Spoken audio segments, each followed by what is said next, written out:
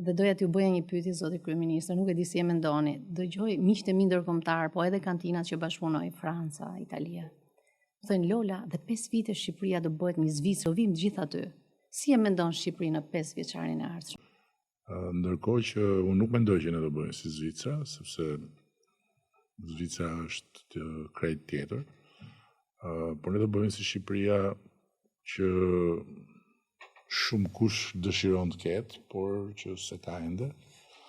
Dhe unë besoj që në dekadën tjetër, 2030 do jetë momenti që ne do hymë në atë industrinë tuaj, ose në sektorin, ose në fushën e pasionit tuaj. Mund të konsiderohet si koha e mbledhjes së produktit, mbas një kultivimi të gjatë, mbas një mundimi të gjatë, mbasi kanë kaluar të gjitha rreziqet nga shirat e nga breshrat e nga insektet e nga smundjet e nga të gjitha, do jemi në një fazën kur do mund ta mbledhim produktin dhe pastaj me atë produkt të krijojmë një shije komplet tjetër të Shqipërisë, por në kuptimin e pakthyeshmërisë së saj. Se problemi kryesor që unë shoh në këtë fazë është të garantojmë pakthyeshmërinë e gjërave që janë bërë.